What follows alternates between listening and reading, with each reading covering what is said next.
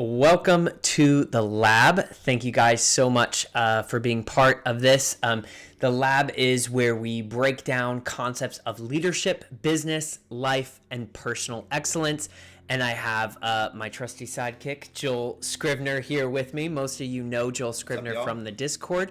So we're super excited to be here. Joel, how are you today? Man, I'm fantastic. I'm hanging out with Jonathan Bodnar. I mean, what's better than that, right?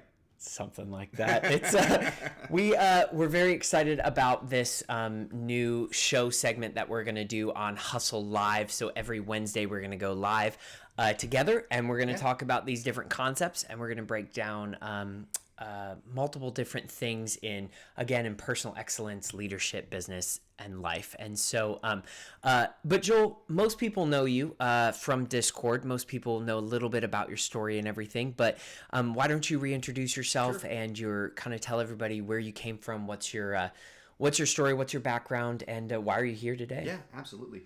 Well, first of all, my passion is helping people. You know, I love to help people. I love to find ways to be valuable to people. That's one of the places where I find value is if I can be valuable to other people.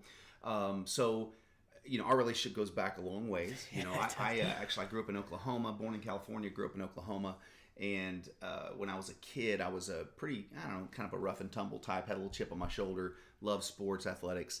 One summer, my mom was like, hey, you know, you want to take a karate class? And I'm like, heck yeah, I do. Because there was this kid. This is in the 80s, y'all. I know some of y'all are young. You don't Corn know. pop. You don't, yeah. Right, corn pop. Corn pop. No, but back in the 80s, man, when breakdancing came out the first time, right? All right. There was this kid. He called himself Pop Jam. You know, close enough to corn pop. PJ. But Pop Jam is what he called himself because he was a breakdancer, and he used to try to mess with me, man. 6th grade, messing with me, picking on me a little bit. So when my mom said, hey, you know, you want to take some karate lessons? I'm like, heck yeah, I do. And so a couple months into karate lessons, old Pop Jam showed When up did at my house. the Karate Kid come out? 85. So okay. yeah, 85, 86. So this is before it or after? Okay. Same year. Like I started right before Karate Kid. You know, wax on, wax off. That was my life. That was for real my life. You know, it became my number one sport and hobby and what I did every single day of my life. But sure enough, I had a natural talent, you know, natural born killer. I had a special gift. Gift. You know, not many people have an ability to inflict bodily harm and not feel remorse whatsoever. So it's just a special gift that the Lord gave me, and you know, one of those deals. But anywho, had a great gift and became a career. You know, by the time I was 16, I was running my instructor's studio. 17, I started my first studio. 19, had investors come in, and by 20, I dropped out of college after 3 years of college and went full blown with my business.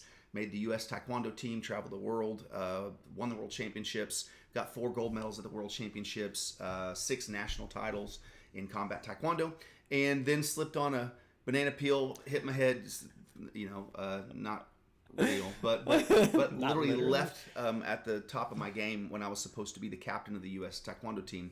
Left and went into the nonprofit space and began working with teenagers, you know, faith-based stuff, business stuff, educational stuff.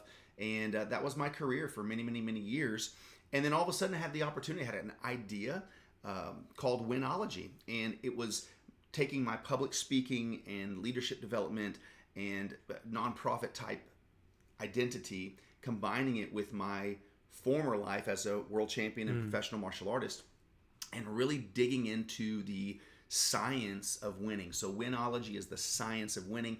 So that's where this idea of the lab comes from. Is obviously Jonathan is a mad scientist. I describe him as having a beautiful brain, right? The way his brain works is fascinating. And so he literally it just has this hunger for knowledge and for understanding. And so all the technology and the different things that we're doing in the NFT space and what he does in the software space and all the kind of all the online stuff, that's a whole other world for me, right? My science is about people, psychology, sociology, understanding people, understanding their thoughts, their feelings, all that type of thing. And that's been, I think, probably my key to success is the study of people, understanding people. You know, a lot of people have high IQs and really, really low EQ and SQ, right? They have a very low emotional quotient, a very low social quotient. You know, they're super duper smart, but they're very robotic, you know, and how they interact with people. And I would say they have a big lack of empathy, right? And I can get that. I relate to that. At times in my life, not being very empathetic about other people's suffering or pain or whatever. but then you go through some hard stuff in life, and it'll develop some stuff in you too. So that's what this whole idea of the lab is about, really breaking down, doing some experimentation, testing this, testing that, going through theories, and really looking at how can we as individuals be the most successful individuals we possibly can be. How can we understand different, tools and tactics and skill sets that can really help and elevate our lives. So yeah, that's awesome. And I appreciate you sharing your story. Thank you. It's always been an inspiring story for me personally.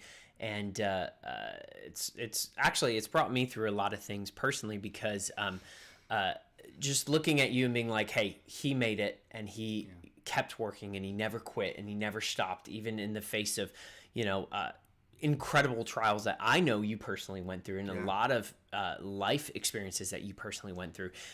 So your story is inspiring to me, and I know it's inspiring to a lot of people and everything as well. A lot of people watching, and a lot of people part of our Discord. So before we kind of dive in, I wanted to explain a little bit about Hustle. This is Hustle Live.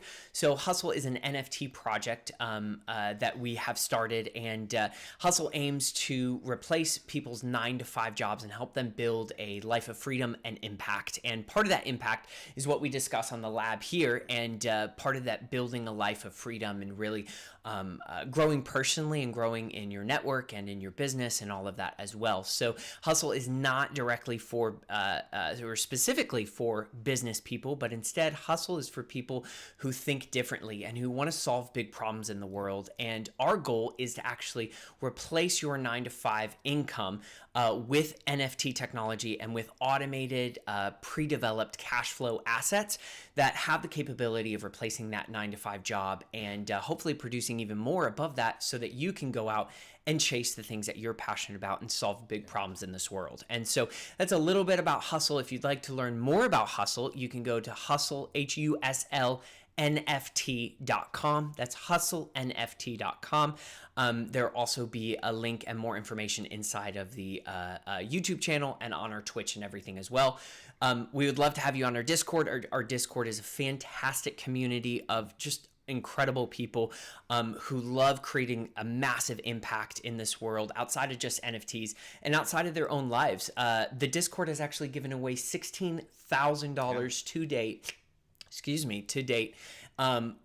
And that's just in the last 4 months that the Discord has been present. And so we're super excited about the Discord, and we would love to have you join that and everything as well. So let's dive in. Yeah. So today's topic is building a success team for your life. Yep.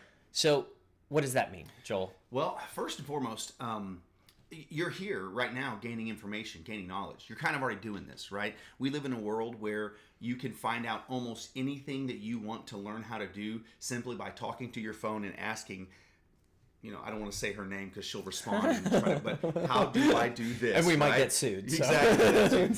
So how do I do this? And all of a sudden a video comes up, and you can find mentors. You can find people to help you succeed, whether you're trying to fix a part on your car, change a battery, repair a toilet in your apartment, whatever it is. You can find information places, but you don't necessarily find relationship. Yeah. So number one thing in my book, Winology, one of my principles is called strategic partnership. And the idea behind that, and that's realistically, that's what we have. Yeah, right? We have a relationship, a friendship, but it's based on what can we do together, collaboration, right? This whole hustle thing is a collaboration. Yeah. It's people working together. It's like this in the Discord. I mean, you've got oh my gosh, all kinds of different types of people from every different background. Yep. With all kinds of different names and thoughts and feelings and belief systems. But it's a collaboration of people. I like to call it collective intelligence, right? Or collaborative intelligence. It's awesome. Like, it's kind of like a nucleus, like of all these intelligent people that create something bigger. Totally. I love it. Like when I'm hanging around, there's an old saying that says, "Walk with the wise and you become wise." So if you hang around with people that inspire you, that think differently, like I have friends that I collect. I like to collect friends that are really interesting to me. Eclectic friends. Yes. So people are entertainment, right? I could watch a movie, or I could hang out with weird people, and people that think different, people that see the world through a different lens. And I have friends that have completely different views than me, have completely different political views, completely different histories, backgrounds, all that kind of stuff. in the world we live in right now, we live in a world where everything's about divide, separate. I don't agree with you. You're canceled. All this kind of stuff, and we're actually becoming dumber. Yeah. Because instead of like embracing other people and trying to learn from their experiences, what we're doing is saying, well, you disagree with me, and we don't ask why or how or anything like that. And we don't learn from anybody. We just separate and isolate. And isolation has, well, anyway, we'll get into that later, but isolation has just destroyed, I think, community in general. It's horrific what's happened in our world, right? So this whole idea of strategic partnership is about identifying people, whether it's an online mentor, whether it's a collaboration like this, or an online community like this, or really in your own personal life too, right? This isn't just about your business and your investment and replacing, getting rid of your day job or all. It's not what this is about. This is really, this whole thing is, and you'll hear Jonathan say this over and over and over, the whole thing is, how do we make the biggest impact? Yes. That's the word that resonates in him. It's kind of a life message, a life word. Interestingly enough, the first martial arts studio that I launched, my studio when I was 17 years old, was called Impact Martial Arts. That's awesome. Funny, and here I was a teenage entrepreneur, and it was Impact Martial Arts. It was all about, and it was kind of a play on words because I'm going to impact you in the face, right? but it was this play on words because I want to make a difference, right? I want to make an impact. And so for me, my students, I had hundreds of students throughout the course of my professional martial arts career. I had thousands of students. And my goal wasn't just to teach them how to kick and punch and fight and whatever. My goal was to make a massive impact in their life, and change their life for the better. So, and so part of our thought process was how much is confidence worth? Yeah. How much is discipline? I mean, karate classes or whatever, $150 a month, $200 a month. But what's discipline worth? What's focus worth? What's the ability to overcome obstacles in your life and see the world as a world of opportunity instead of as a world of obstacle, right? And it comes down to how you look at it, right? I mean, if you look at the world wrong, nothing works out. It's horrible. It's hopeless. It's whatever. But if you look at the world right, you can be in the exact same world as someone else, but you see it through a different lens, and you see opportunity where they see only obstacle, and it changes everything. So the first and foremost principle is, with building your own personal success team, is you got to find people that inspire you. It's good. Who inspires you? What type of person inspires you? I collect friends. Yeah. Okay. I'm not necessarily a rich person. I'm not the wealthiest dude or whatever, but I'm really, really, really rich in friends. It's awesome. That's my number one thing, is how can I make friends that I can add value to, and they can add value to me. And there are a lot of people that go through life alone, and they don't prioritize this. And so to me, the richest things in life and the greatest things that happen in my life are things that happen through friendships and relationships. And I think the secret to all of that, what you just mentioned, like having a rich lifestyle of friends and a community of people that care about you and that are there for you when nobody else is, and also a community of people that you can go to when you truly need something, or when you just need a leg up, or you need to understand something. Like you said, hanging around people that have been other places than you have, or learned other things that you have, or had different experiences, and really learning. I mean, being around you has taught me a whole heck of a lot in my life personally. But I think the secret to all of that is what you mentioned earlier. How can I add value to people's life? And the number one way, and you've probably heard me say it before, but make more deposits than you make withdrawals. Absolutely. And people are ATMs. And at the end of the day, the more value that you can add to people's lives, the more friends you're going to produce. And at the end of the day, and it happens. If you walk around with the mentality of, how can I help this person today? How can I be next to this person? How can I contribute to their life in a way? Most people sit on their couch and ask, well, what are they doing for me? What's the government doing for me? What's my boss doing for me? What's my, my friend doesn't talk to me anymore. What are you doing for them? Exactly. Where are you adding value for the people around you? Because if you're not an attractive person to be around, and I'm not saying you look beautiful or don't, I'm saying if you're not an attractive person, meaning you're always sucking the life out of somebody, then nobody wants to be around that. And so where can you add value to the people's lives around you? And that's really the key to, first and foremost, attracting and having that wealth in friendships and that wealth in community. Right. So the way this started for me, the hobby of this, I was working inside of an organization. I was a spokesperson for the organization, one of the leaders in the organization, and there was a community of people that were there, right? So the first step for me is finding a community, finding somewhere in your world, right? So you can have an online community like we have in Discord. There's lots of different places to find that, but in your own personal world, right? And again, the worst thing that happened during this whole pandemic was isolation. It was people being pulled out, and now they're behind a screen, and it's the only experience they have. Man, high school, some of the high school kids that missed their entire senior year, they missed prom, they missed homecoming, they missed football, they missed, that stuff doesn't matter. It's their entire social network. I mean, there are kids that still haven't recovered because of the isolation. I mean, every not necessarily every disease, but mental disorder and suicide and depression and whatever through the stinking roof, because it's not good for us to be alone. We need each other, right? So the first step for me is finding a community in your area of like-minded people. I like faith communities. I like belief communities. I like personal involvement communities. There's a gajillion different things. Just in our little town where we live, there's over 100 nonprofit organizations that are people trying to make an impact. And they're helping single moms. They're helping feed people. They're helping clothe people. You can find a community if you like to mountain bike. You can find mountain biking clubs, running clubs, all kinds of stuff. You can go to CrossFit or the gym or anything. You can find a community somewhere. CrossFit. I used to do CrossFit, believe it or not. I did too, until I blew up my bicep. Yeah, it was not healthy. A year and a half recovering, but my God, was I strong until then. Anyway, but it's that type of thing. You got to find a place where you can just be around people, right? And that's the number one thing, just be around people. It's good to be around people. But then the next thing is what Jonathan just said. How can I be valuable to to those people? So I had a community, and then that was my number one thing, is I'm looking at these people. And so for me personally, I don't care how old the person is. I don't care what color the person is. I don't care, what anyone's background is. What I'm looking for is someone that's sharp. Yeah.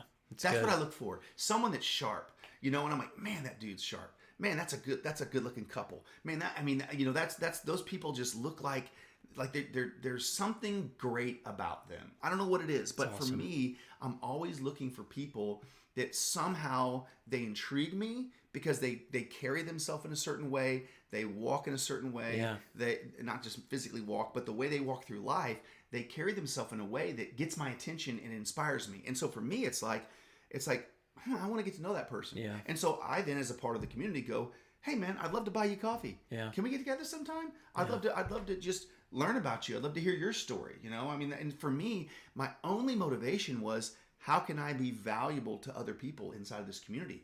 But what happened is, next thing you know, I'm, every week I'm hanging out with, people that turned out to be, it just looked sharp to me, but now their number one sales guy turned a pharmaceutical company from $0 to $80 million in a year and a half, that personally gave away $200,000 of his own personal income in one calendar year. And I'm sitting with this guy going, holy crap, what can I learn? What can I learn from him? Right. So that's the next piece, is I look for people that inspire me. There's something about them that there seems like there's something special about them. Yeah. I don't know what it is, but I want to find out, and I just want to hear their story.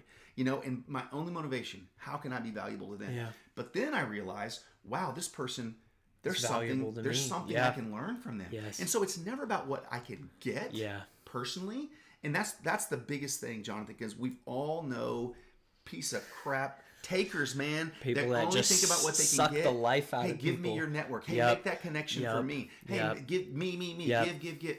Give to me, right? And they're only about themselves. Yeah. And listen, people that are valuable can smell that a mile away. You can smell a taker a mile away. We know a few of those. We do know a few of them. You might be watching now. I don't know. They view people as ladders at the end of the day. It's like just steps, like, oh, who can you connect me with? Like, you have a big network.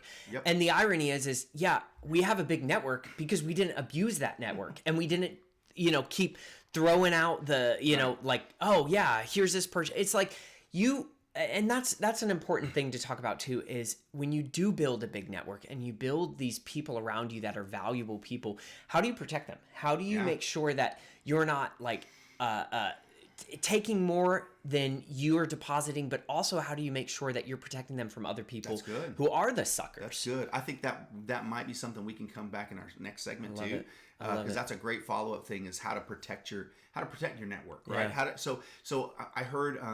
I love listening to people from different belief systems, from different backgrounds. There's actually, I'm not Jewish, but I was fascinated with this rabbi. He's a rabbi that literally teaches why Jews are richer than everyone else. It was these ancient principles that they've used for thousands of years, and I'm like, man, that's fascinating. Let me learn from this rabbi, right?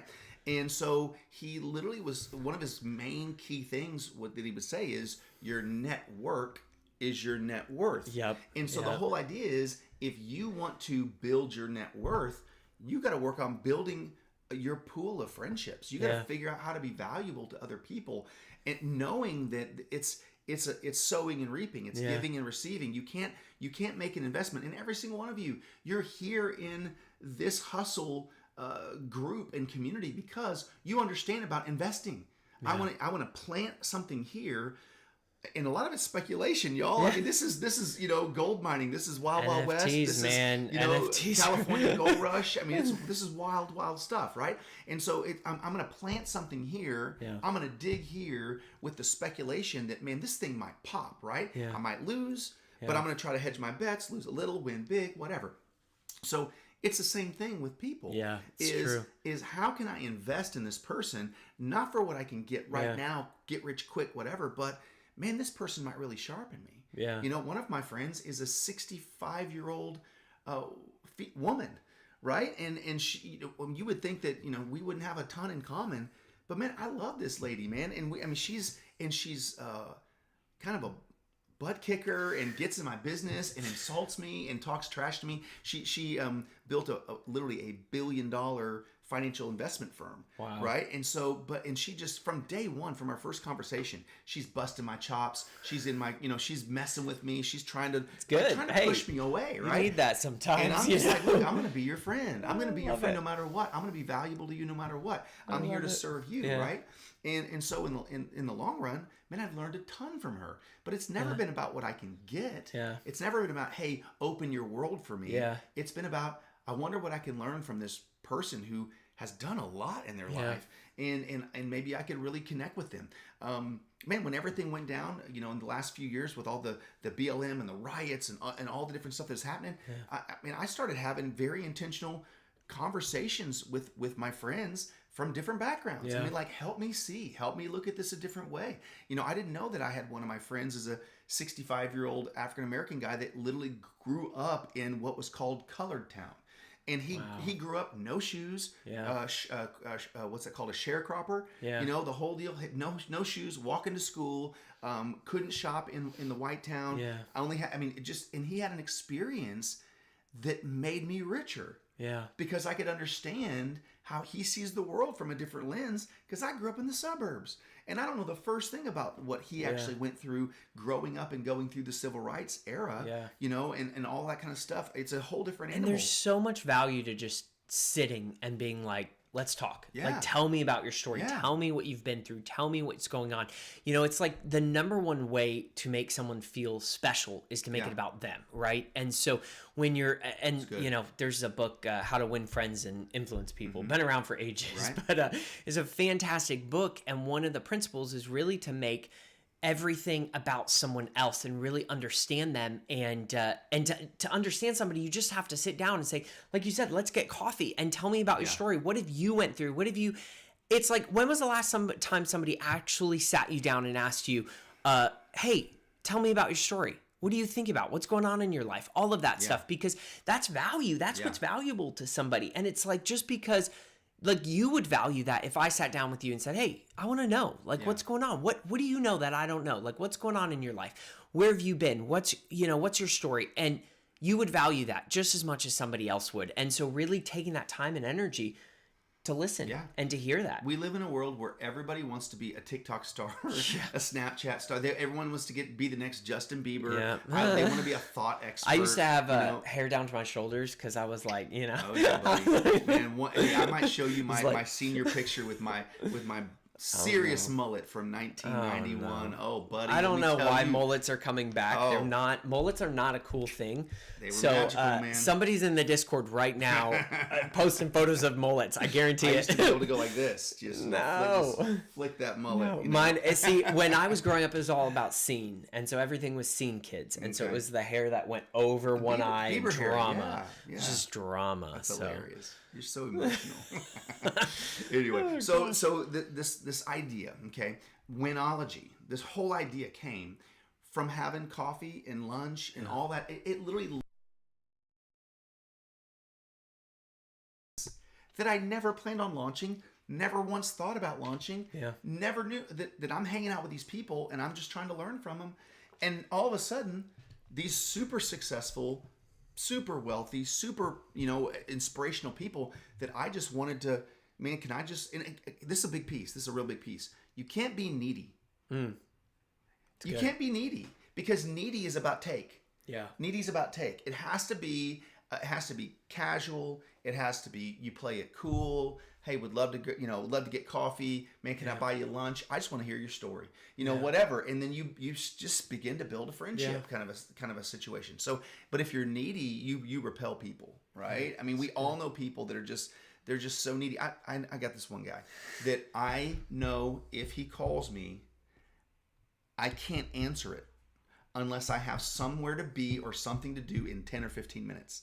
Because it's a 45-minute phone call every single time. And I feel like I got this bloodsucker, man, just leeching on me, and I can't get off the phone with him. I'm like, hey, man, I got to go. Yeah, but, and he just keeps talking. And I'm like, literally, it's my kid's birthday party. It's starting right now. Okay, but in just a second, and it's certain people are needy and they repel you. So you've got to be someone that, again, it's not about what I need. It's about, I want to add value. Yes. How can I be valuable to you? Is there anything, this is a great question, Jonathan. What can I do for you?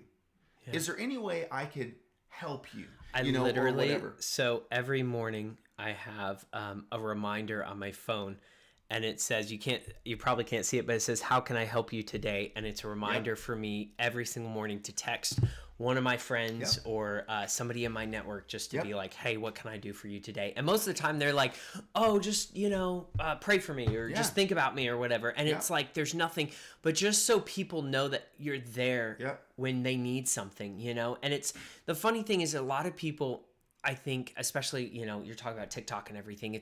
I've seen more videos on TikTok about, protecting your mental space and protecting, your boundaries. And there's so much, my wife is a counselor, so trust me, there's so much value in boundaries and all of that. But, if we as a world kind of shift our focus and stops trying to protect us all the time, it's actually ironic how when you shift to, how can I help you? How can I help you?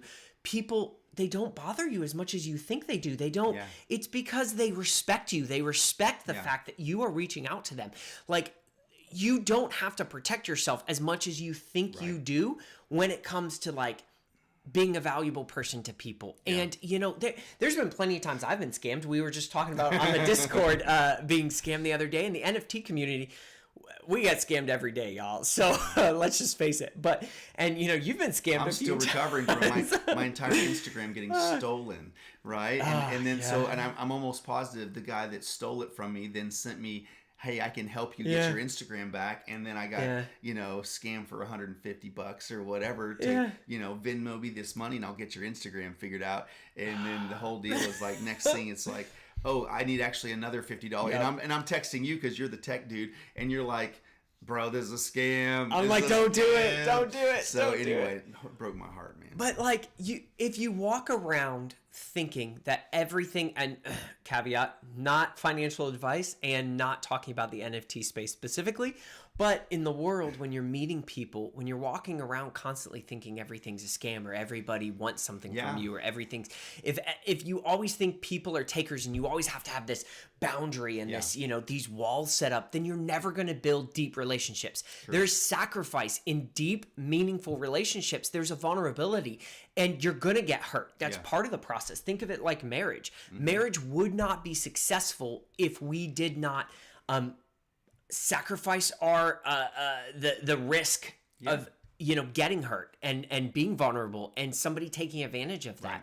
People will always take advantage of something. And so it's a matter of, if you truly want to build deep, meaningful relationships, you've got to be willing to put yourself out there and talk to people and put yourself around the people that can help pull you up. And we had a leadership talk on Twitter Spaces a few days ago, and we talked about always pulling people up and being pulled up, kind of that model of like leadership and being led at the same time. Yeah. So how do you think, we have a lot of amazing people, part of the Discord, part of the Hustle community, who are trying to grow in life. I mean, in fact, we're reading a book right now called Indistractable. Before that, we read a book called The Psychology of Money. We're learning every single day. We're learning something in that Discord. Good. So, but what do you think somebody should do or look for when they look for a mentor, right? Okay. So how do you, mentorship is obviously a huge portion of your network and a huge part of your personal growth as a person. And so I've encouraged people multiple times, get a mentor. You should have a mentor.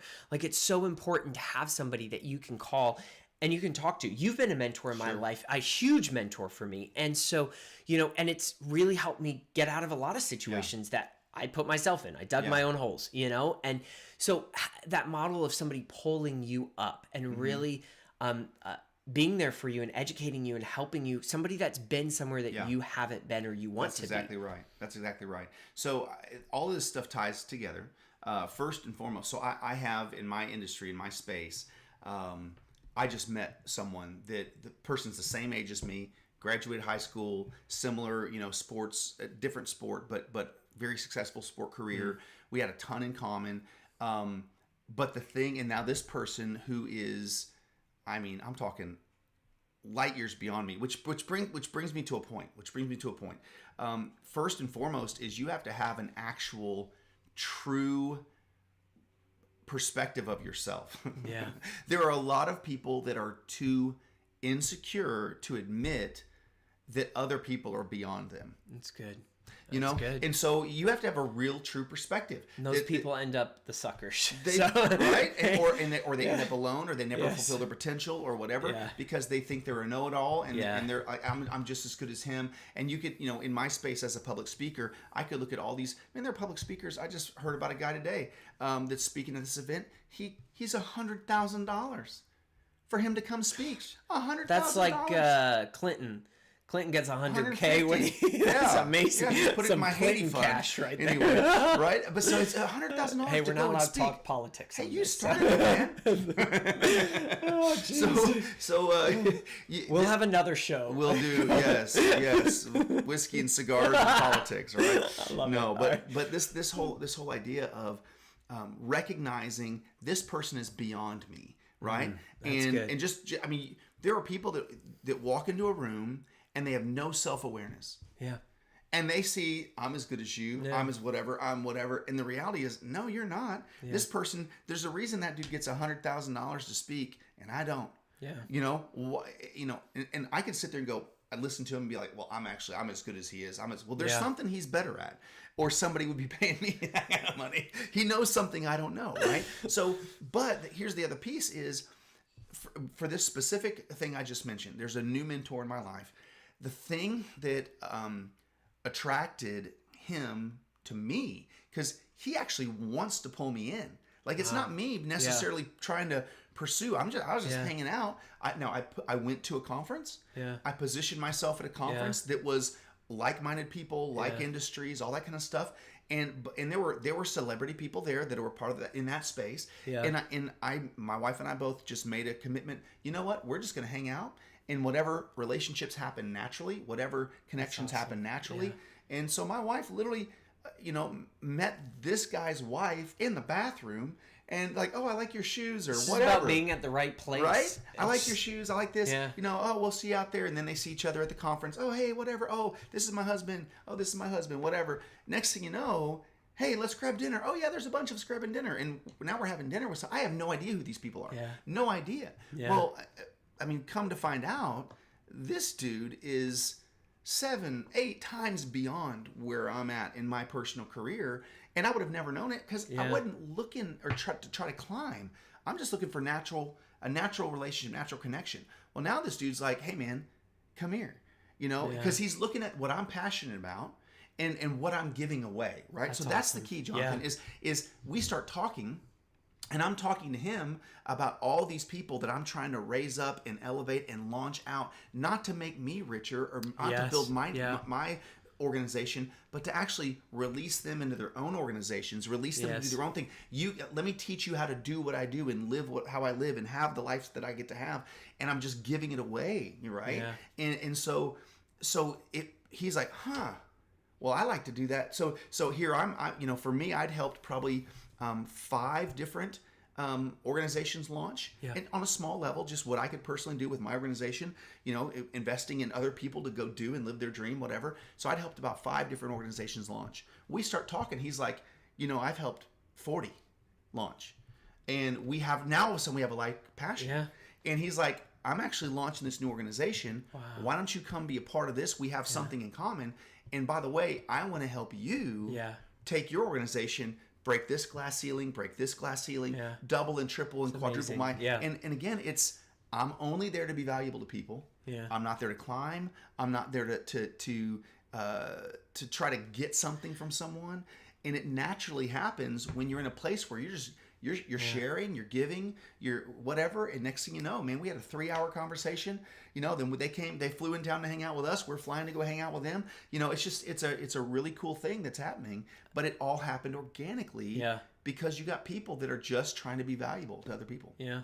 And you positioned yourself, you got off your couch, and you physically went somewhere where you knew that your audience was, and the people that you wanted to be around, and the people you wanted to be like. Yep. And that's so important, is finding the opportunities to be around the people that, not that you're pulling up, but the people you want to be like, the people that, could represent the mentors. And that could be a conference, that could be, you've mentioned, hanging out at church or an organization, or, being around different nonprofits and things. So finding really that niche space that allows you to be around those people that you have or you see value in and everything. So for people that maybe don't, aren't as dynamic or as, I don't know, just they don't know how to attract people as much.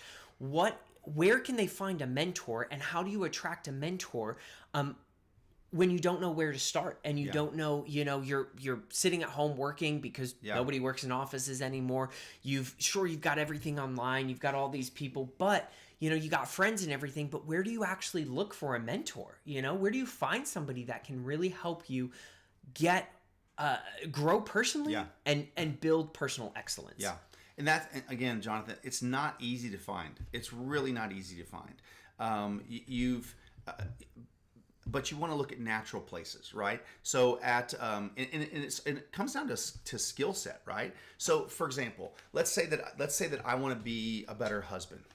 Okay, then I want to find a mentor. I want to find someone that's a better husband than me, right? And I want to be able to talk to that person about what I'm really dealing with, what this woman actually said to me, how I'm feeling about it, all that kind of stuff. And they, it's someone that's got more experience than me. It's someone that's got whatever. Yeah. So I'm looking for, if I need help, if I need a financial mentor, I'm looking around my life going, who already around me is smarter than me with money, better than me with money. Let me go and ask them some questions. So so I had an opportunity to become friends with a guy that, you've seen the foam finger at football games, the foam finger. This guy invented the foam finger. Okay. I mean, his house was 27,000 square feet. He had 3 swimming pools. Wow. 3 swimming pools at his house. So we're hanging out, and I said, hey, how, I said, I need some advice on what to do. Boom, boom, boom. And I literally I said, can I show you where I'm at financially? I need to learn. And he goes, yeah, show me. And so I know all my problems. Here's how much debt. Here's how much whatever. Here's all I'm making. Here's whatever. And he goes, okay, I want you to do A, B, C, D, E, F. And he gave me 5 things to do. Yeah. I said, okay. Well, a month and a half later, I called him. I said, hey, man, I just want to let you know that I did them. That's amazing. And he said, you did what? I said, I did them. He said, what? I said, all the things you told me to do. I did them all. And I managed this budget. I did this. I paid off that debt. I did this. I moved this over here. I established this insurance. I just did it all. He goes, come to my house tomorrow. And so now I'm sitting in his office. He's like, listen, he said, every single day I have multiple offers of people that want something from me. Wow. On my desk, need this much money, need that much. Here's my idea. Invest in my idea every single day. And it's trash can. He goes, I can't tell you how many hundreds of people have come to me and asked me for advice. He said, Joel, you're the only one that came back and actually did it. Wow. So here's what I want to do. You tell me what you want to do, and I want to invest in that. Right? And so That's it was amazing. like, so yeah. it's that. Well, but, hustle is right? Exactly. So, but again, it's like, if you don't have, I mean, obviously I've got a big personality. Yeah. I got a big mouth, that's just kind of my personality. Gets you in trouble. Okay. So, but if you don't have that, another, and I love old proverbs, right? Whether it's a Chinese proverb or a Middle Eastern proverb or whatever. But there's an old proverb that says that whoever is friendly will have many friends. Okay? Simple. Whoever is friendly will have many friends. So if the number one thing, and I have an 18-year-old daughter. Okay, I've got two daughters. One of my daughters is the social butterfly. I mean, literally tomorrow she's up for homecoming queen, 8th grade homecoming queen. She, so she's going head to head with her best little girlfriend again. So one of them's going to win homecoming queen. We don't know who it's going to be yet, but she's Miss Little It the kid, things right? that mattered back then. Right. So my older daughter is very artsy. She's musical. She's not an athlete. She's not the social butterfly. She's kind of a loner. She's she has a handful of friends, where my younger daughter has 5 million friends. They have different personalities. So I've had to coach my older daughter a lot, because you don't want the wrong friends. Yeah. It's better to have no friend than the wrong friend. It's true. The wrong friend will get your butt in jail, right? Very but it's better true. to have no friend at all than the wrong friend. Yep. So, but my thing has been with her to coach her on just being friendly. If you'll just be nice, kind, thoughtful, someone's gonna pay attention to it. Someone's gonna catch and take notice that, man, you're just friendly. You're just nice. I like this. They're a nice person. And now all of a sudden you're getting an invite into a world simply because you were friendly. If you're friendly, again, Jonathan, it comes down to what you talk about all the time. It's about sowing a seed. Yeah. It's about planting a seed, right? Yep. I mean, our relationship, and I'd love for you to talk to the audience about how we ended up having lunch. Because I'm a part of an organization. Jonathan, came and was a part of the organization, and he wanted to get my attention, so he made a donation into the organization. And so talk about that. Yeah, so it sounds horrible, but at the end of the day, it really was. I was like, you know what? If I show that I care about his organization, if I show that I care and that I'm supporting you and I'm here, and it was in part to, show the support, but it was also in part to get your attention and say, hey, like I want to go to lunch. I want to get to know you, and I was looking for a mentor personally at the time, and somebody who had both nonprofit experience, because that's what I've been in my entire life, and then also someone that had business experience. Yeah. And Joel had quite a bit of business experience working with massive brands, huge brands, helping them grow. And I was like, you know what? I'm going to sow this seed, and I'm going to support your vision and support what you're doing, and hope that you reach out. And he did. And he was like, hey, I would love to get lunch. Let's talk. And I'm like, okay, awesome. And so it might sound like, well, that's not, but at the end of the day, you have to be willing to sow first. You have to be willing to give first. Joel has been, in more places than I could imagine. He has had more experience than I could have ever had. And so I was like, you know what? I want that experience. I want to follow that man, because I want to understand where he's been, and I want him to help me shape. I was in a very pivotal point in my life. I had just sold my first company, and I was, sitting on all this money. I was like, I don't want to screw this up.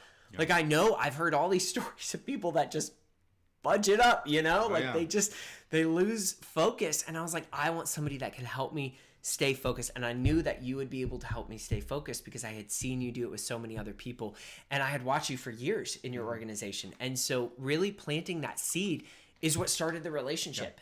And it's an awesome thing because a lot of people aren't even willing to plant that seed. It's like, if you're not willing to show somebody what they're worth to you in your mind, then why would they even give you the time of day? Like, nobody owes anybody anything. Like, that's the reality. And at the end of the day, when you are willing to put the first step forward and say, I'm going to sow into this person, even though they don't owe me anything and I don't owe them anything, then you're the one that's putting that first step out, and you create a relationship. It was a bridge. Yeah. It's about being creating a differentiation between yourself and other people, because the organization that we're talking about, there's hundreds and hundreds of people that are a part of this organization. And so for Jonathan to say, hey, I'm gonna give a gift that stands out because I want to differentiate myself with my commitment level, that I want to show that I'm not a taker, right? Because again, it's like, when you're talking about leaders in any organization, in Jonathan's organization, there are people that are takers. They're just using him for a paycheck. They're just using him to get by until they find something better, and he's nothing more than a means to an end. And he's constantly looking for people to give to, and people recognize that, right? And same thing in my organization. I became, because we give away so much money to so many other organizations, I became, when I was young, there was a commercial, and it was the Life cereal commercial, and it was the whole Mikey likes it, right? I don't know if you remember that too. Nope, Let Mikey try it. Mikey will eat anything, right? Mikey likes it. This was in the 90s, you said? 80s. 40s? 70s, yeah. So it definitely is back there. But anyway, but the word on the street became, you need money? Go talk to Joel. Joel loves to give away money. Joel loves to this. Joel loves to that. Joel, you're helping moms. You're helping kids. You're helping whatever. Joel gave, his organization, they made sure that 100 kids had coats inside of our city. You want help? Go talk to. So I became the guy that everyone wanted to talk to, because they knew I would say yes, right? Yeah. And so my point is, in a world like that where everyone wants something from you, when you come across someone that's like, hey, I just want to give. Yeah. I just want to get. Then you're like, whoa, man, that's distinct. That's different. All these other people want something, and secretly, like, you're giving. Anytime you make you buy an NFT, you're buying a certain coin. You're making an investment. You're putting a deposit in, and you're hoping for a return. But it's just a seed. It may come, it may not come. It's a seed. I'm sowing the seed, right? Yeah. And so it's a very, very similar deal where and again, ancient proverb, but there's an ancient saying that says a gift opens a way for the giver and ushers him into the presence of the great. Yeah. So the world of the givers becomes larger and larger, and the world of takers becomes smaller and smaller. So what you did, someone could be skeptical and look at it and say, oh, it's manipulation. Yeah. Oh, it's the rich getting richer. Oh, it's blah blah blah blah blah. But someone. Well, I've literally never even told anybody about it. That's why, because I'm like, I don't want somebody to be like, oh, you bought that. But it's not. That's the principle. Is how willing are you to put yourself out there and put an investment like that? It's about radical generosity. The whole thing is radical generosity. Yeah. The reason that you're so successful is because you're radically generous. Period. Every single year.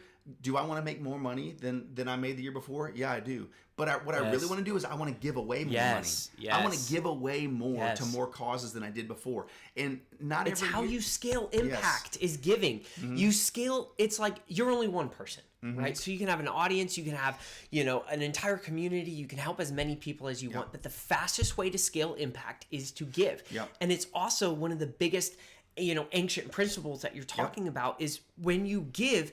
You sow that back, or you reap that back tenfold. I mean, I attribute, and you guys have probably heard me say this before, but I attribute most of my success in business to the giving that I did through Apollo and through the other companies. Every single one of my companies give away 10%, and I'm really proud of that. That's 10% gross, and we had to work our way to that. I mean, that was hard. Like, it was actually easier when we were making maybe, $20,000 or something. And it's a lot harder when you're talking about giving almost $500,000 away a year from one company. And that could be profit. Yeah. But the reality is I get to sow that into hundreds of organizations and thousands and thousands of lives. And, now my wife and I get, these huge packets in the mail. And we're like, what nonprofit sent us this? Right. And it's just like, hey, support our nonprofit. Right. Like, I've never even heard of you. But anyway, so yeah, it is the secret to, or the catalyst to growth is giving. Yeah. And having an open heart. Right. And having an open mind. Which is why I mentioned, and so what Jonathan didn't know at the time is that my favorite hobby is going to lunch with business people that think different than me, right? So when he's like, "Hey, can we get some lunch?" I'm like, "Well, duh, dude. I would, any day of the week, man. All you had to do is ask. I mean, you're a business guy. I love business guys. Yeah. I want to let's go. Let's grab some coffee. Let's grab some lunch." So that's because my hobby is relationships, right? That's what I love to do for fun, because if I can be around people that think differently than me. For example, I have this one friend and his wife. He's a super nerd, man, super duper nerd. We're not. Well, he's this dude. I swear sees in the Matrix. He sees ones and zeros. He sees the code coming down. He's very, very, very awkward to be around. Yeah. Like, he's very stoic in the way he operates and talks. He talks super duper soft. Like, you have to lean in to hear him because he talks so soft. It's really strange. And he's to me, it's like a character from a movie, right? Yeah. So it's entertaining to me to be around different people. So his wife is like, "Thank you so much for being his friend. I know he's so weird. He's just so weird. Thank you for being his friend. He needs more friends." And I'm like, "What are you talking about? I love this guy. He's hilarious, right?" So, but again, it's just that whole idea of finding enjoyment and pleasure in people. And guys, we live in a world where people don't like people anymore. Yeah. Okay. For example, this guy. This is taking me back into my 20s, right? I'm in my fighting career. I'm hanging out with another fighter. There's a handful of us fighters. We're all hanging out. We actually went on a ski trip, and we're in Park City, Utah. And we go to this little bar or whatever, and we're shooting some pool. We're hanging out in downtown Park City, and I'm there. I'm not drinking at all. I'm just hanging out, and I'm making friends, and I'm shaking hands, and I'm high-fiving, I'm playing pool with random strangers, and I'm just having the biggest time, and I'm 100% sober, but I'm just having a big time with all these drunk folks, right? Yeah. And so we leave, and this guy that I was with, he was one of those analytical guys that could take a book that's like this thick and read the book and learn how to code, or learn, like, for real. This guy didn't even go to college, taught himself how to code, went and sat in a job interview, and had never been to school, had only read books, and knew so much from reading these books that they hired him to be like an upper level consultant, $150, $200 an hour, something stupid. College is dead. Right? So anyway, as I have an 18-year-old senior that's looking at colleges, I'm like, come on, don't waste money. Let's find the right path. Everybody has the right path. Some people that's the path, other people it's not. So, but what happened is we walk out of that little bar, and this guy, his name's Dennis. And he's kind of nerdy. He wasn't this nerdy, but I'm gonna make him sound nerdier. But he's like, I realized something about you, Joel. I said, "What's that, Dennis?" He goes, "You actually like people.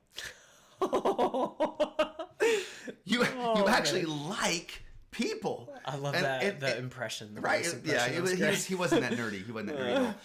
But I turned to him and I got right in his face. I said, "No, Dennis. I don't like people. I love people. That's good. I love people. That's their whole life. Our life is about people. Yeah. Our life is about, the most important people in my life. My wife, my daughters, my friends, my family. It's people, man. It's all people. And we've missed the whole point. And we're all about what I can get in dollars and zeros and Benjamins and all this kind of stuff. And it's about people. If we'll focus on just loving people and how can I be beneficial to people and how can I help more people? It comes back. It always comes back to you. Like, that's the thing. And it's, call it karma, call it whatever you want.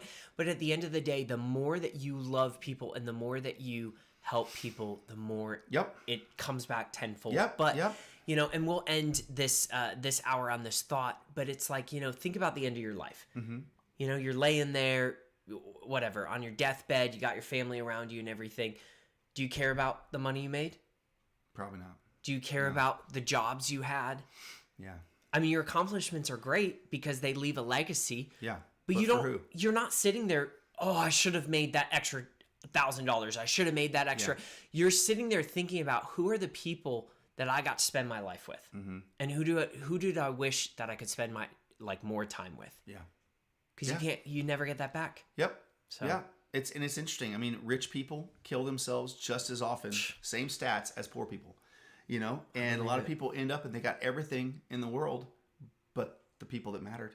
Speaking of Justin Bieber, my wife actually was singing his lonely song, and he's like, it sucks to have it all and nobody to call, and it's you can have everything, but you can have nothing at the same time if you don't have friends and people. So, but all right, guys, we are going to take a little bit of a break here. We will be back in a few minutes, and we're going to talk a little bit more about protecting your network and building your network, and really valuing. Building a successful team in your life. Absolutely. All right. Thank you, guys. We'll talk soon. All right, everybody. Welcome back to the Lab. I am here with Joel Scrivener and the Lab. This is our inaugural show. Yeah. This is our very first Lab show. So Hustle Live, the Lab, where we break down concepts on leadership, business, life, and personal excellence. Yes, and sir. so today we are talking about building a successful network in your own life to drive and be a catalyst for your success. Yeah, your own personal success team. So again, this is something that, look, there's lots of different audiences. Anybody that's in sales understands the value of relationships, and the relationships is everything for building a business. If you're not in sales, or again, even in the NFT space, this may not be something that's a natural topic that you're thinking like, why do I need these relationships? I'm just buying here. I'm just putting money here. I'm just whatever. Yeah. But you're a part of Hustle, and you're a part of this community. And deep down, every single one of us want to learn the secrets that we need to have to elevate and go to the next level, right? So as a part of the Lab, there are going to be certain topics that may or may not resonate with you directly in this exact moment, but I want to encourage you to lean into them and look for the gold that's hidden inside of there. Look for the pearl that's in there somewhere for you that you can take and use. A lot of times, some of the content, because everyone, dude, who doesn't want to learn how, I mean, Jonathan, what do you mean you were a multimillionaire before you turned 30 and you're trying to figure out how to, who doesn't want to learn from that, right? But these are Jonathan's secrets, the relationship piece, the generosity piece, the finding mentor piece, huge parts of his success. So what Jonathan's doing here, and what I'm here to help with, is we're here to add things to your life and add value to your life in ways that maybe you haven't seen before, or maybe don't fully understand, or whatever yet. But it's something that if you'll just lean into it, you're going to find in the future that there'll be some of the most impactful, important principles that you have to help you become who you truly want to become. Because every one of you want to do better than you're doing right now. You want to have more success than you're having right now. We all want that in our lives. Okay. So mentors and having people that are beyond you that you can learn from is hugely important. I like to say it, and so what I call them now is I call these people my advisors. Yeah, it's informal. Good. It's an informal thing. It's like a personal board. It's a personal board for my life. I like it. Right? So I'm calling, I'm calling Kevin, I'm calling Aaron, I'm calling Dave, I'm calling Chris, I'm calling these different people, and I'm like, hey man, calling Jay. I'm like, look, here's what I'm dealing with right now. I just want to get your advice. I want you to hear, Wayne, what do you think about this? This is what I'm trying to make this decision. I just want to get your opinion, get your thoughts on it. And I weigh the advice, right? Many advisors makes victory sure. So I want to put myself in a position where I'm getting lots of advice from people that I've cultivated relationships with. Now, there are people that give bad advice. That's very right. True. There are people. That's why you need multiple. And that's why you need multiple. And that's why you need to make sure that you're building some relationships with people that know more than you. Yeah. That have more experience than you. Been that around have more, longer than right? you. Yeah. So these are anyway that type of a mindset. And so a mentor is anyone you can have. You can have a mentor that is in your life personally. You can have a mentor that you listen to on a regular basis. I love to play golf. I have a couple different golf coaches that I have a personal golf coach that I need to go see again real soon. But I've got a couple. I got an Instagram golf coach. I love two of them. One guy is from Cuba and the other guy's from Japan. And I watch their stuff and I learn incredible things. Yeah. And I would consider them part of a mentor, that's helping my game, right? Even though they've never talked to you. They've never talked to me once. Yeah. They don't know know who I am at all, but I'm submitting myself to their tutelage, so to speak, so that I can gain, right? But in your own personal life, man, getting out there, putting yourself out there, being willing to risk, rejection, right? I mean, so that's a big piece, man. I mean, nobody likes to be rejected, Jonathan.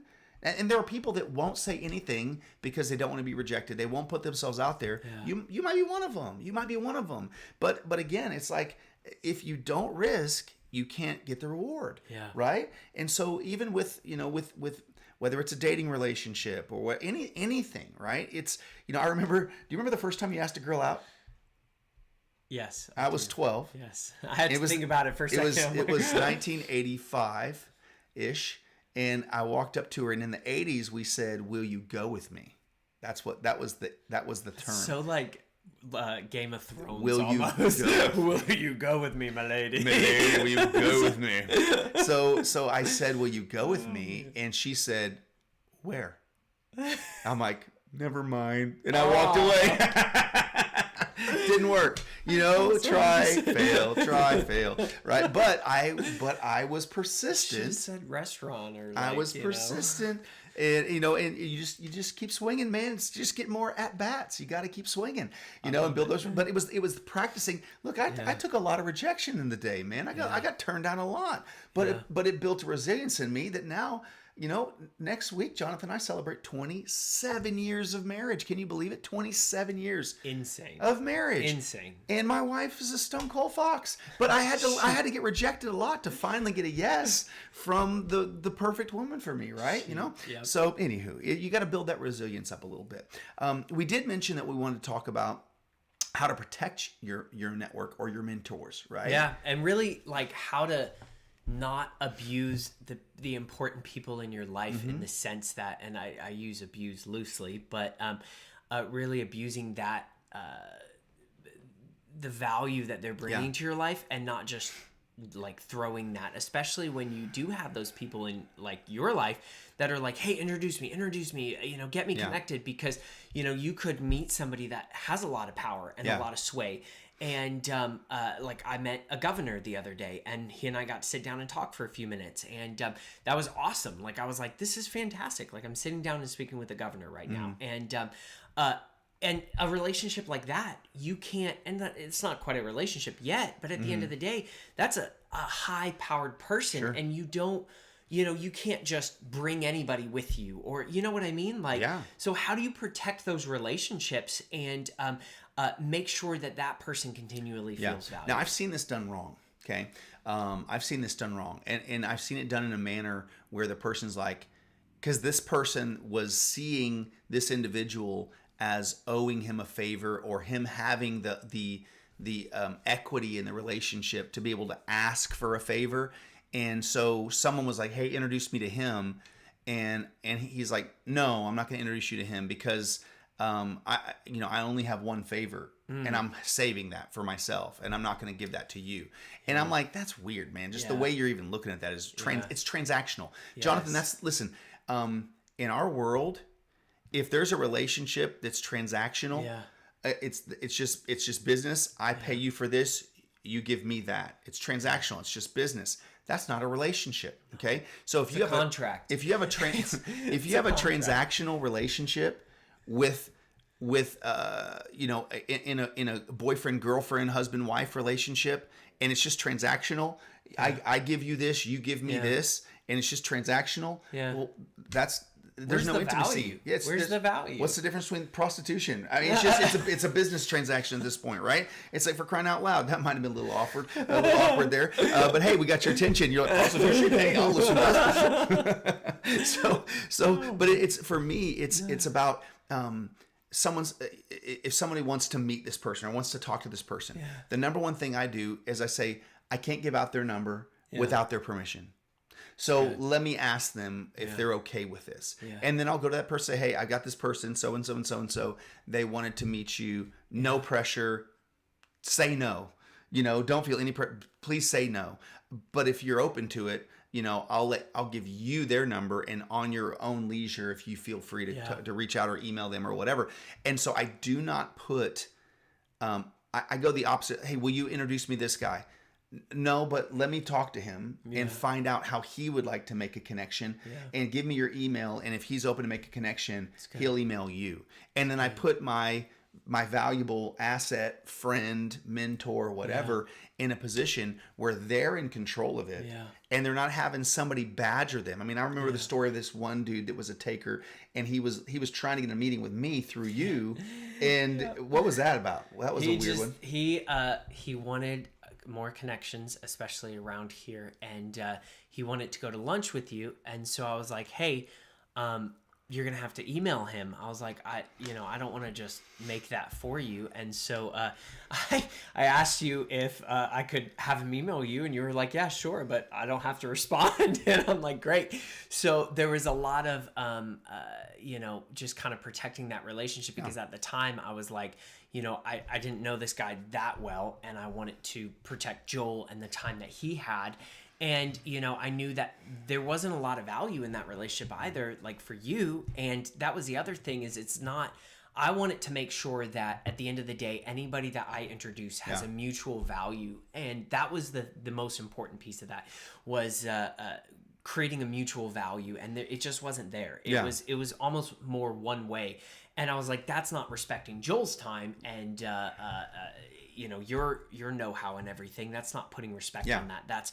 That's really just shilling that out almost, And so I think there's a really important element of that, is making sure that when you're helping the people around you, or you're introducing other people to other people, like, make sure that's a mutually beneficial relationship, because both individuals will see value in that, and both individuals will then see you as a resource for bringing them people that help their lives and benefit their lives, instead of just always being, you don't want to be the ladder. Don't be the person that everybody is using to step up, step up, step up. That's not the goal. The goal is that you build a rich network of resources in your life, of people in your life that are valuable to you and that you are valuable to them. And continue bringing more people into that circle, make that circle bigger and bigger. And it's easier to build that circle and add somebody to a circle than it is, oh, I'm just going to connect you to this person that you need, or connect you to this. You've connected me to a lot of amazing people in my life, and amazing opportunities. And, even people like my bookkeeper. Phenomenal example. And she's your bookkeeper as well. She's incredible, an amazing, amazing person. And she has connected me to more nonprofits than anybody. And she's always like, hey, and she does it because she asked me once, she said, hey, you don't have to take this call, but so-and-so would like to speak to you about the nonprofit that they're putting together. Would you like to take the call and talk to them? And I was like, yeah, sure, I don't mind. And I did, and I gave to that. And we just began building this relationship of, she brings me now, and I wait for them. I'm like, hey, I'm just waiting for the next big nonprofit that you're going to bring to me, because I love meeting them and knowing what they're doing and how I can contribute and how I can help. But that came out of relationship. That didn't come out of a place of need, or a place of her being like, hey, this company needs this, or this organization needs this, and you can fix it. No, it came out of a place of relationship. So absolutely. So let's do this. Let's recap some different things, right? Number one, we talked about finding a community. Finding a community where you can just go and soak and be a part of a community. In-person community. It is so important. I love Discord as much as the next person. Actually, it's no secret. I don't even like Discord. I think that the product Discord is rough because everybody gets disconnected from it. It's Discord for a reason. But the community is amazing, and being part of that community is phenomenal. But there's so much value in-person community. Like, there's no replacing that. No, there's not. And so, the next piece is being patient, right? I mean, you go into a new environment, you're gonna see the social structure, and just being a committed person that's present. Okay. So when I moved into the nonprofit space, I went to a specific organization that had, and it was working with teenagers. And I literally just showed up and made myself a volunteer. And I just told the students that were there, I'm like, hey, man, my name's Joel. I'm going to be here. You're going to see me around. And I'm just here hanging out. And any way I can help you, man, I'm here to help you. Whatever. And, I was 25 at the time, 26. And now these teenagers are looking at me like, they're looking at me sideways. And what's this guy? And they don't know me from anybody, right? But all of a sudden, I'm a consistent person. And I'm just being friendly. Yeah. And man, I'm talking the language that they used was like a foreign language. All the terminology. I mean, I was 7 years out of high school. I didn't remember any 8 years out of high school. I don't know the lingo. I don't know the whatever. I felt like the biggest nerd, dude. I'm reigning world champ, and I'm the biggest nerd. I don't know what the heck's going on. I felt out of place. I was insecure. Yeah. All these kids with their cool kid lingo and their cool kid clothes and all this kind of whatever. And I'm trying to think of the name of the movie. It's where oh my gosh, Reese Witherspoon. She's undercover. She has to go back to high school, and she's like an undercover person. Something Pink or Legally Blonde. No, that was it. She was a lawyer in that one. I can't. Anyway, someone on here knows.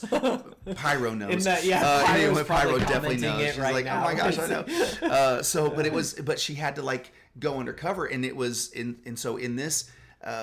All the mean girls, she wasn't cool anymore. She didn't know how to be cool inside of this environment any longer. Is it Mean Girls? No, it wasn't Mean Girls. That was with Lindsay Lohan. I don't know. Who knows? It's a girl movie. I don't watch girl movies. I just remember for some reason. Whatever. A Walk to Remember is your favorite movie ever made. Anyway, whatever. So no, but Sense and Sensibility. The Notebook, actually. Ryan Gosling's so dreamy. Anyway, my wife. I love how he like shifted into this like rough role. Mm-hmm. Have you seen The Gray Man on Netflix? No. So he's like trying to be this like super rough and gruff like actor now. Like it's it's the same thing as what did Titanic boy? What's his name? Leonardo DiCaprio. Yeah, DiCaprio. That's what DiCaprio did too. Dude's they just brilliant. made this shift from like this pretty boy to this rough and gruff, like actor. So I was like, hey, kudos to you, man. Good luck, man. Good luck with it. So my point is, you're gonna have to be patient and just plant yourself in that environment, right? Yeah. So if it's a biking club or a running club or a yoga class or whatever, library car club. I mean, whatever. You could go sign up for some continued education. Go find somewhere where you want to learn, you want to be around a group, you have something in common with them, right? And then you just hang out there and just be friendly, be nice. Yeah. And then inevitably at some point in time, someone's going to respond to your friendliness, because if you're friendly, you'll have many friends. It's just about trusting that you're making investments, you're making deposits, you're not pushing yourself in. I've got a guy right now that's trying really hard to push himself into my organization, and I got the brakes on him. Yeah. He's in, but he's in at a level because he's really eager.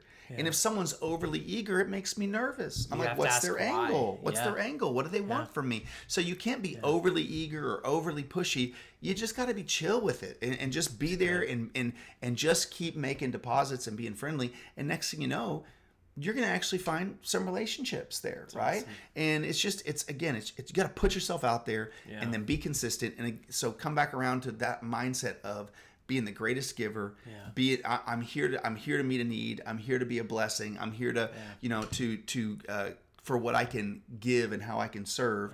And next thing you know, you find a great opportunity. It could be a nonprofit organization, it could be Big Brothers Big Sister. There's all kinds of different things that you can do to put yourself inside of a circle. But you've got to get out of your comfort zone, and you've got to value people.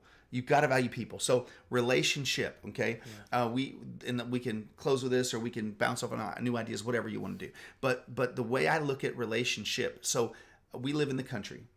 I have vehicles, my wife, Amazon Prime. Every single day there's Amazon showing up at my house. On the doorstep every day. They know the mailman knows my wife by name. Oh, Jennifer's been up to the devil's business. Whatever. She's buying more stuff, kind of a deal. They know her by name. So she's but good things come in ships. Yeah. Okay? Good thing, so all this stuff we got a whole right. We have a whole technology system we're waiting for in our organization, and it's been stuck on boats since the pandemic. You can't find the equipment; it's stuck. Yeah. It's out there. We're waiting months and months and months. We have the money to buy it and upgrade and whatever, and we've been waiting literally for like 8 months for the shipments to come in because everything's back ordered and stuck in, and you can't get it. But so ships are what we get goods from, right?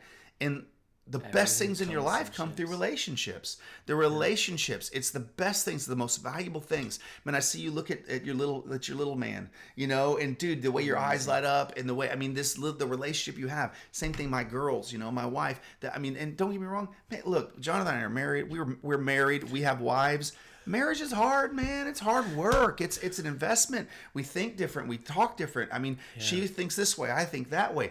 27 years. We have ups. We have downs. We have good times. We have bad times. We go to a coach. We go to counseling. We do everything we can do to work on our stuff because we know that deep down, my God, we love each other and our relationship is valuable. And the best things, I don't even know who I am apart from her. And we've been together since we were 19 and 20, Yeah. So it's that kind of a thing where you've got to invest in value relationship because you can accomplish lots and you can make lots of money and you can do all kinds of things. But if you don't build valuable relationships, you'll always feel empty. It's amazing. You'll never be satisfied. The best things, the most valuable things in life come through relationship. Yeah. Meaningful, deep, Yep. personal relationships that aren't always online, even though you guys are amazing. And and having relationships with you guys is phenomenal. Who knows, man? One day we'll have a Hustle Live. People flying in from Tokyo, all kinds of stuff, hanging out. You never know. You never know. We should. That'd be fun. Mm-hmm. Do a big event. All right. Well, thank you so much for watching. This has been Hustle Live, the lab. Again, Hustle is an NFT project that focuses on building 5,000 automated cash flow assets. These are 5,000 unique businesses that have been completely pre-built. All your paid marketing, your advertising, your emails, your everything that you would need to make these businesses successful and turn them into an ongoing cash flow asset. That is a little bit about Hustle, and we go live every single weekday at 9:30 CDT. And tomorrow we're going live, and I'm actually going to demo the business that we are building. One of these 5,000 businesses we're building in front of the entire YouTube and Discord channel and Twitch live and everything. And we are building this business in front of everybody, and we're growing it to prove that these 5,000 businesses can produce ongoing cash flow asset, or it can become cash flow assets. And we believe that proof is in the pudding. And if you're not willing to prove it, then don't invest in it and don't purchase it because, and it's the same with people, you know? So thank you very much for tuning in, guys. We have had a blast. This has been an awesome first, The Lab, Hustle Live, The Lab, and we will see you guys next Wednesday here, and I will see you tomorrow for building the $10,000 a month business with Hustle NFTs. So thank you very much, and hope you all have a wonderful day.